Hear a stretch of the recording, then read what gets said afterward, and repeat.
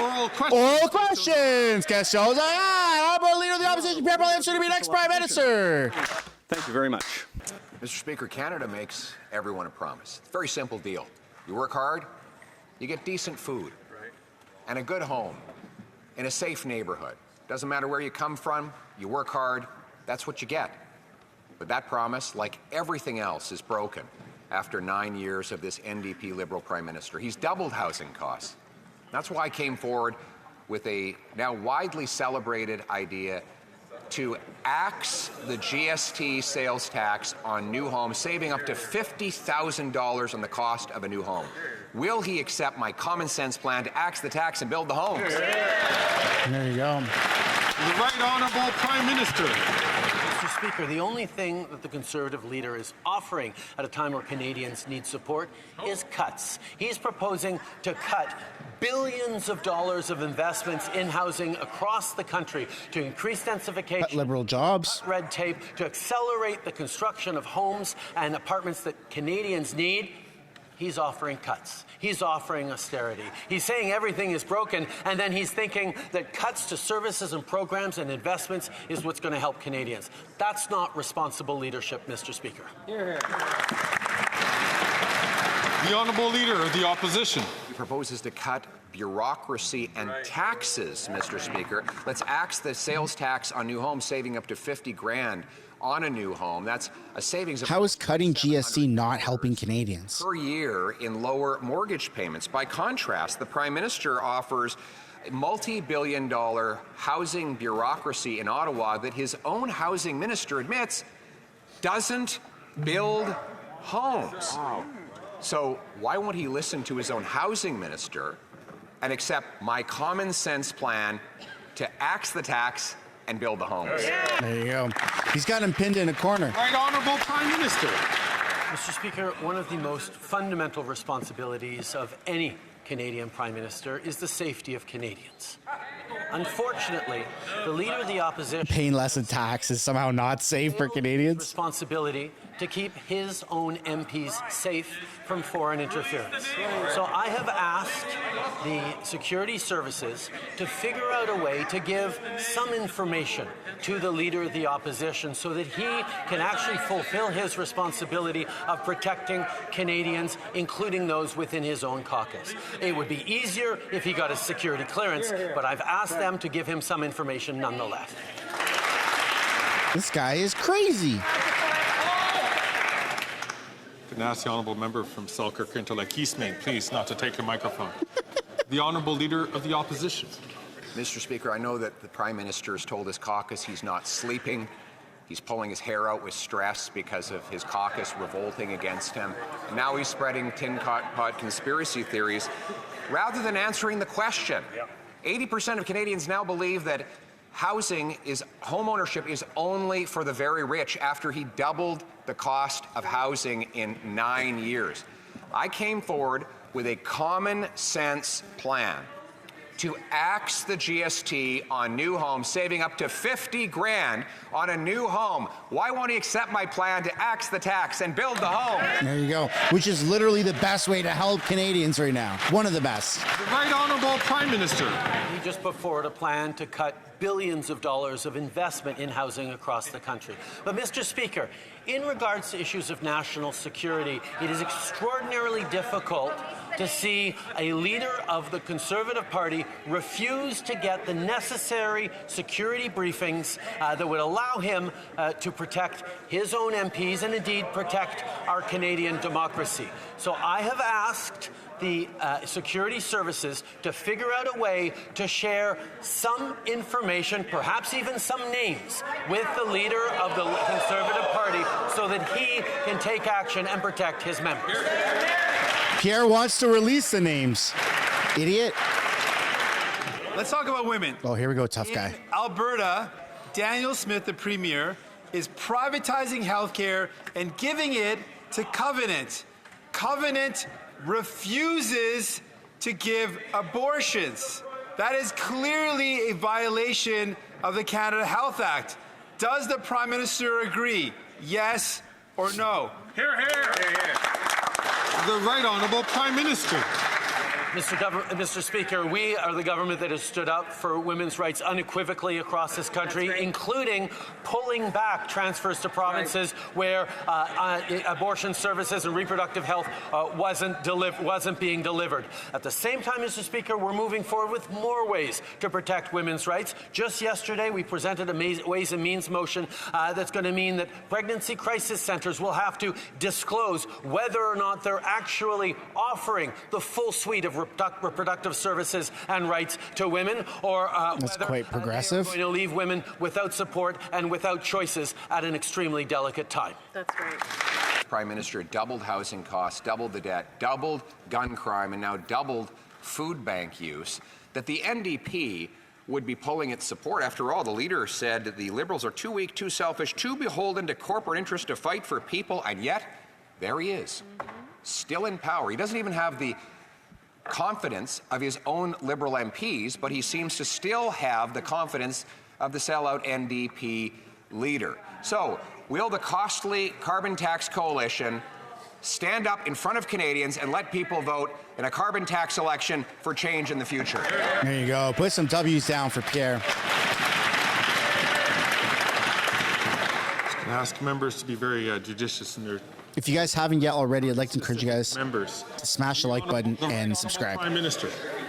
Mr. Speaker, watchers of Canadian politics will remember that last year, the Conservative Party got up pretty much every time they could to talk about national security, to talk about it in a partisan way, but to talk about it every chance they could get.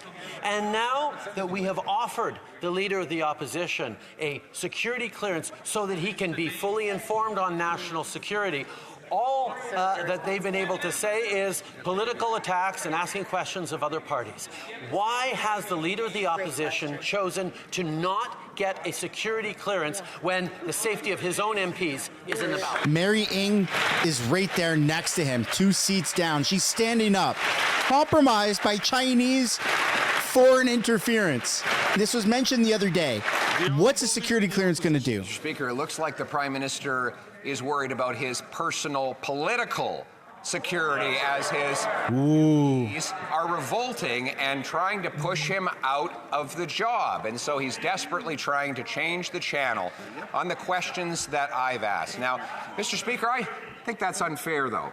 Those MPs helped this Prime Minister double housing costs, double the debt, double gun crime, double food bank use.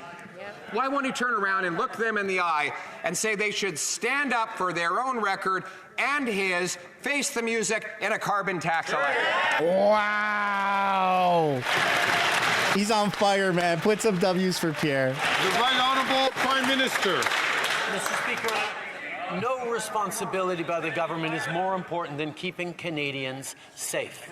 That's why our security services every single day take actions and work hard to keep Canadians safe. So it is inexplicable to our security services that they cannot let the leader of the Conservative Party know about the threats facing him, his party, and our democracy, because he refuses to get a security clearance. So I have asked those security agencies to look at ways to share at least some information with him, and perhaps some names, so that he can protect Mary Ng is like 3 seats down, man. Leader of the Opposition. Mr. Speaker, if he wants to release the names, he legally can do it now on the floor of the House. There you go. Release the names. Look at the Conservatives all standing up together. Those are the people I want fighting for this country. Those are the people that are going to put the best interests of Canadians first. Order.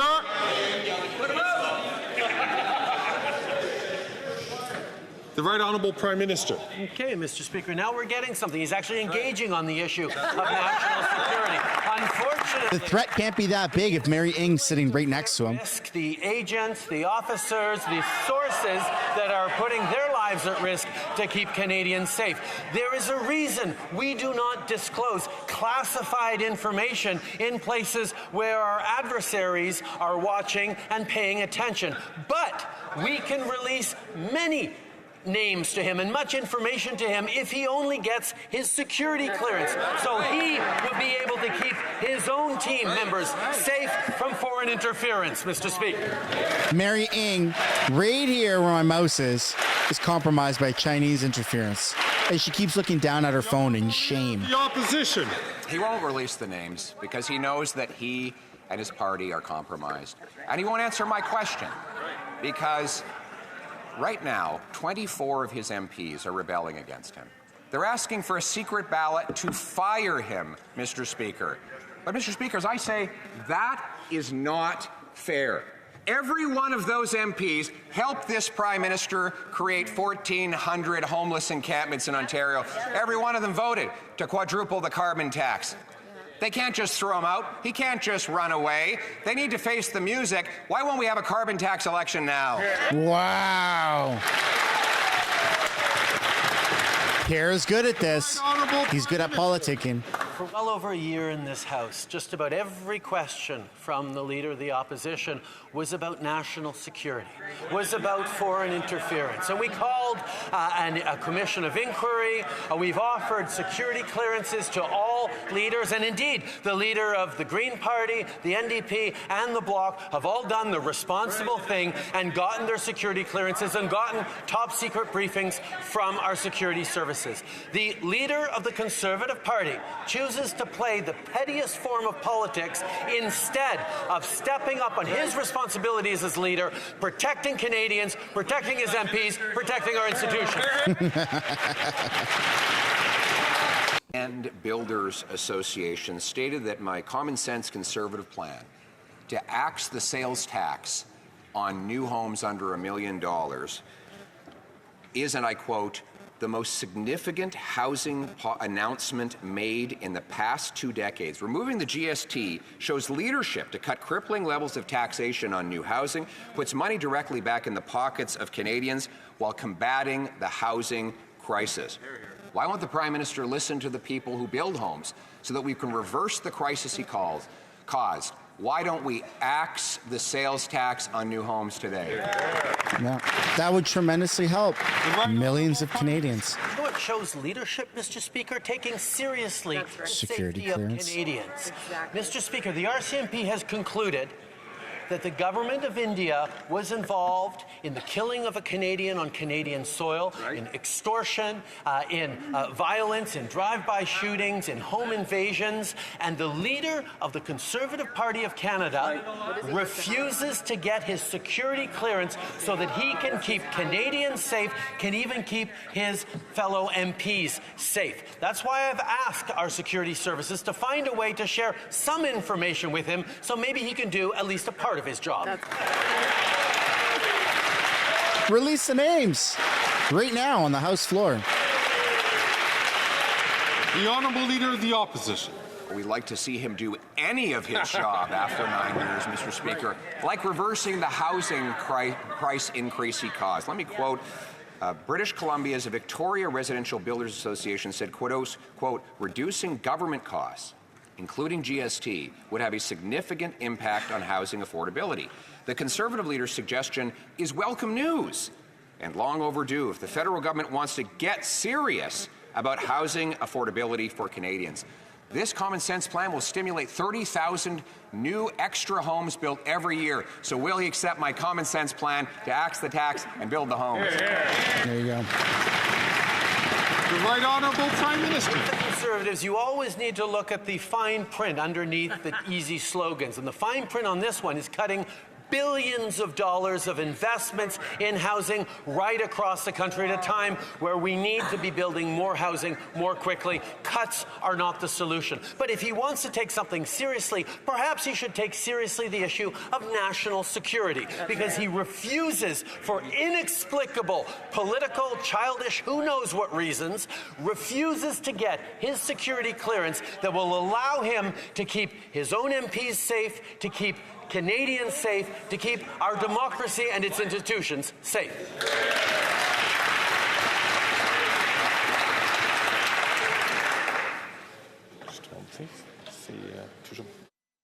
The Honourable Leader of the Opposition. After 9 years after promising he'd get rid of chronic homelessness, it's actually risen by 38%. Now there are 1,400 homeless encampments in Ontario. It's almost as bad as it is in NDP-governed British Columbia. But there is good news. The Canadian Alliance to End Homelessness heard about my common sense plan to axe the GST on housing, and their founder said, this is smart. Mr. Speaker, those who are fighting to end homelessness, like my solution of axing the sales tax on new homes, will he accept my plan to axe the tax and build the homes? The Right Honourable Prime Minister. Speaker, like I said, if he wants to be helpful on the issue against homeless, maybe he could give a call to his fellow Conservatives, the premiers of Saskatchewan and Ontario, to agree to accept the money we're putting on the table that they could match to support people living in encampments and fight homelessness effectively on the ground. But he won't do that. And what else he won't do is get his security clearance. So What the hell does that have to do with homelessness? His fellow MPs protect Canadians in this democracy. He refuses to get the security clearance necessary to keep Canadians safe. That's not the kind of leadership Canadians have.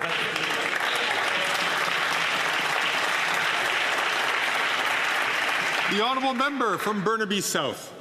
Systemic anti-black discrimination is widespread in the public service. In fact, the Treasury Board Secretariat found that the Canadian Human Rights Commission discriminated against black employees.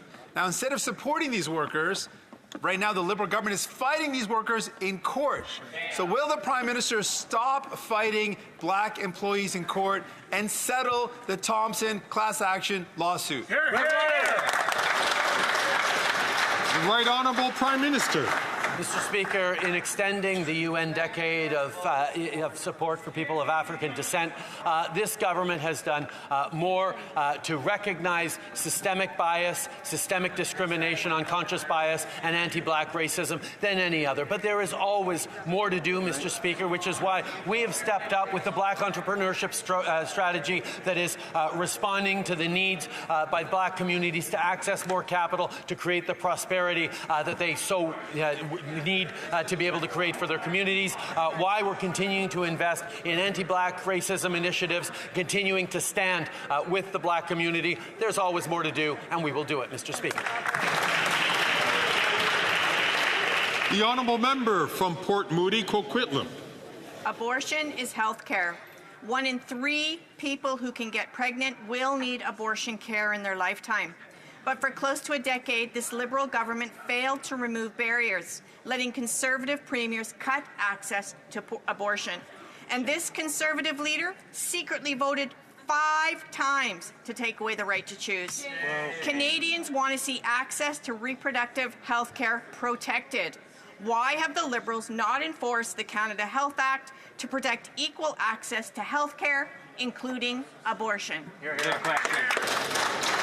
The Right Honourable. Always straight to the divisive. My daughter's in the gallery today, so I want her to hear me as long as everyone else does. This government is unequivocally pro-choice. We will always defend a woman's right to choose.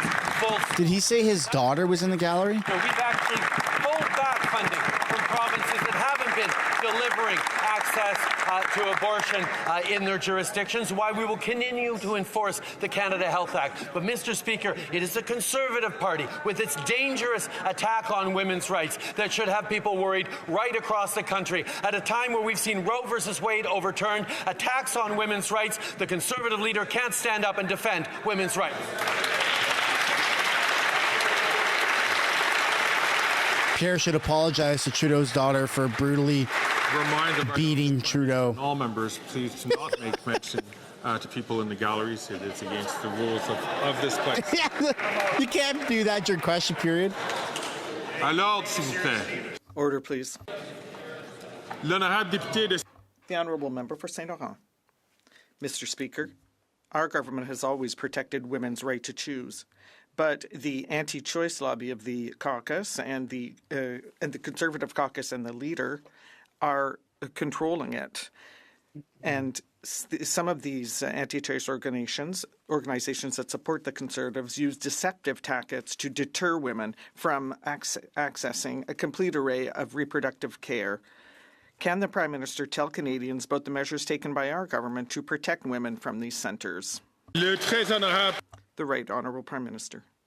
I'd like to thank the member for St. Laurent for her diligent work on defending women's rights. We have heard too many women tell us about how they experienced shame, and that's unacceptable.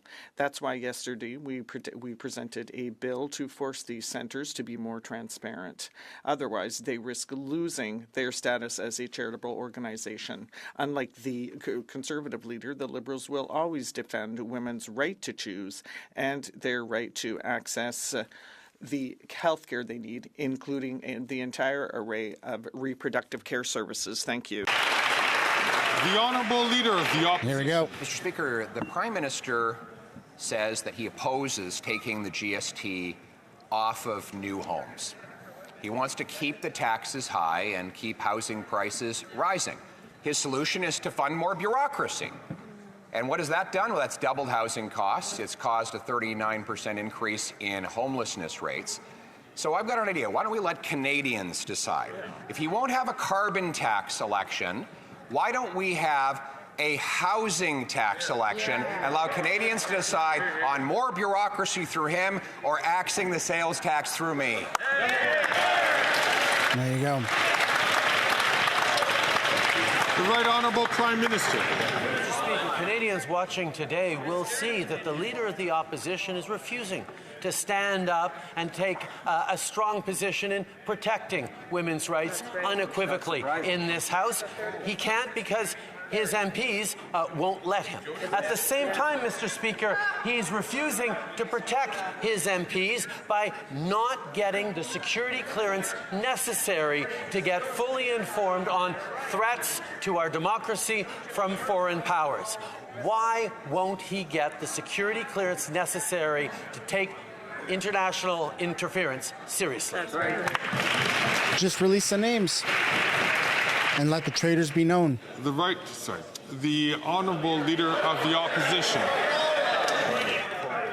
Mr. Speaker, his tinfoil hat conspiracy theories and misinformation will not distract. We stand up for women's rights every day on this side. It has been our 20-year-long policy in the Conservative Party that there will be no restrictions on women's reproductive choices or on abortion. He knows that, but he doesn't want to discuss the issues that we do disagree on, which are this.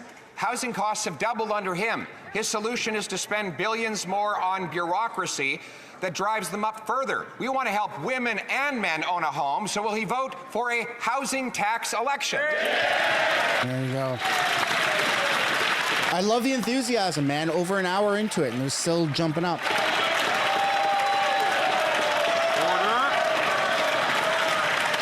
He's thinking about muting the mic. The Right But he won't. Prime Minister. Mr. Speaker, I'd be interested to see him do a very simple thing in his next answer. Switch the order of the statements he just made.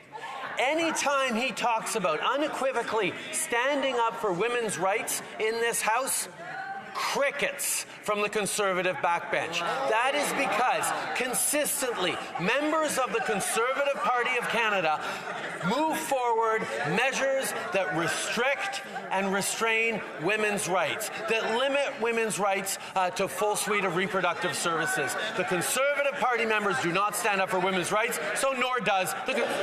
What the hell is he talking about?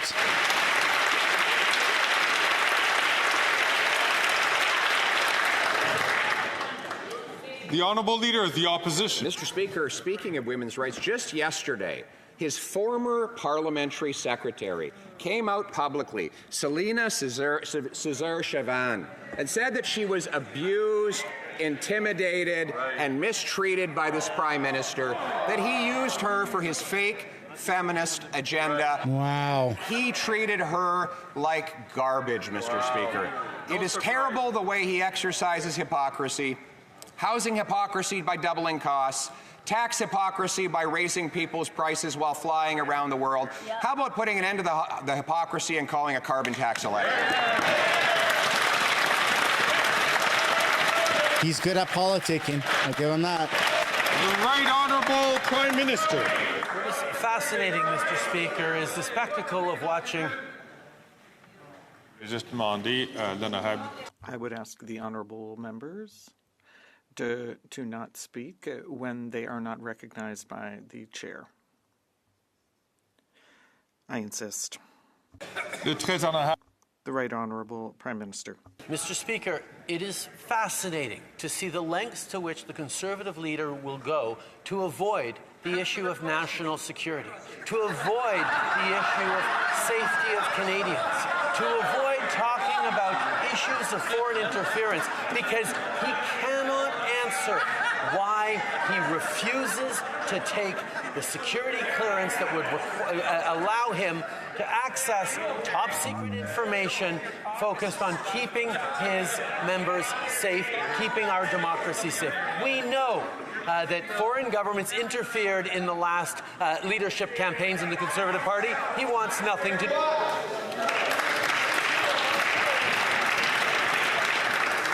The Honourable Leader of the Opposition. Speaker, Prime Minister is coming unglued. He's flailing around, spreading conspiracy theories and demonstrable disinformation in order to distract from the fact that not only did he double housing costs, double gun crime, and double food bank use, but now 24 of his own MPs want to fire him. We can't go on like this with a Prime Minister who admits he can't even sleep at night because he is so in knots. Will he let his 24 dissident MPs vote freely on a non-confidence motion so we can have a carbon tax? There you go. He's unfit to be Prime Minister. The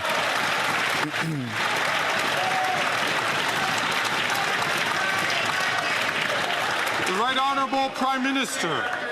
Mr. Speaker, I'm confused about what happened. The Conservative Party used to be out defense of Canada, but they dropped the defense spending to below 1% last time they were in office. They're supposed to be about law and order, but they stand against stronger measures on gun control. And they're supposed to be about national security, and the leader of the Conservative Party refuses to get the necessary security briefings to keep our democracy safe and to distinguish from the conspiracy theories that float around what is fact and what is fiction. Why won't he trust our national security agencies?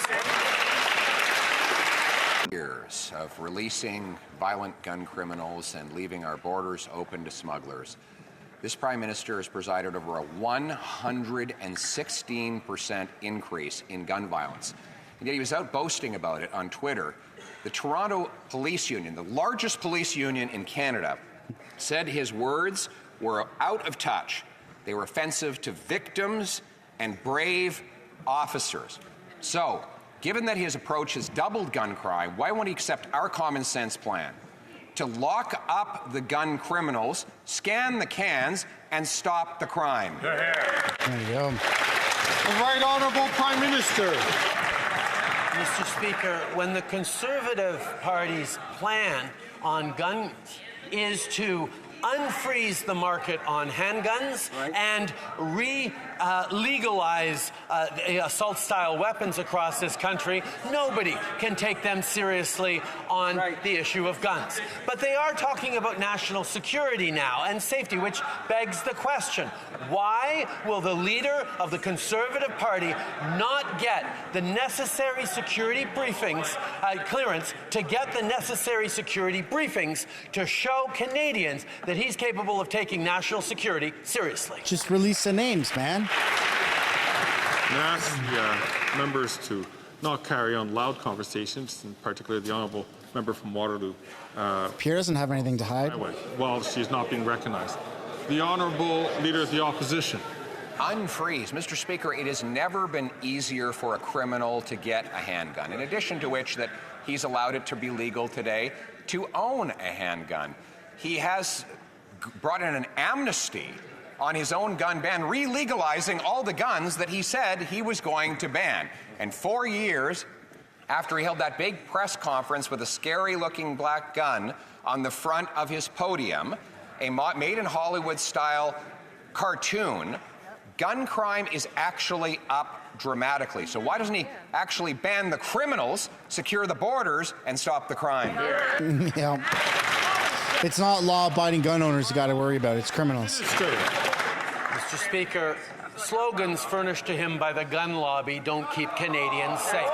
Canadians know that significant common sense gun control measures, which we have put forward, are what is making a difference in keeping Canadians safe, and we will continue to do that. But we are now at least talking about security issues, so Canadians may be wondering, why is it that the leader of the Conservative Party continues to refuse to get the appropriate clearances from our national security agencies so he can take the issue of foreign interference, including against his own party, seriously? Mary Ng, who's owned by China, sits 3 seats down from him. After 9 years, 9 million Canadians live in food insecurity, according to Food Banks Canada. 9 million, that's 23% of our population. 23%, twice as high as the rate in the United States. Food prices have risen 36% faster in Canada than in the States, and that gap has happened at the same time as the implementation of the carbon tax and all the government greed. Now he wants to quadruple the carbon tax and starve even more people. Why not have a carbon tax election so Canadians can vote to axe the tax? There you go. The Right Honourable Prime Minister. Mr. Speaker, the Canada carbon rebate puts more money back in the pockets of the middle class and people working hard to join it. The Parliamentary Budget Officer recognized that 8 out of 10 Canadians are better off with the Canada carbon rebate than the price on pollution costs them in their jurisdictions. So the Leader of the Opposition is proposing to take away money from vulnerable families across this country at a time they need it. What the Leader of the Opposition is also doing is refusing to get the security clearance necessary to keep Canadians safe by getting the briefings from our security agencies that talk about foreign interference. The Honourable Leader of the Opposition. Mr. Speaker, if the carbon tax made people better off, we wouldn't see a doubling of food bank use under this Prime Minister. You can't blame the rest of the world. Food prices have risen 36% faster in Canada than in the United States of America. Oh my God. Period. And that gap I didn't know that. grew as the carbon tax came in year after year over the last half decade. Turns out if you tax the farmers who make the food, the truckers who ship the food, the grocers who sell the food, you tax all who buy the food.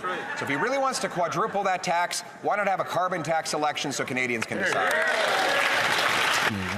The Right Honourable Prime This is discussing how expensive our food is. The carbon rebate puts more money in the pockets of 8 out of 10 No, it Canadians doesn't. right across the country. No one's fallen for that. Economists, scientists, and the Parliamentary Budget Officer who've declared that.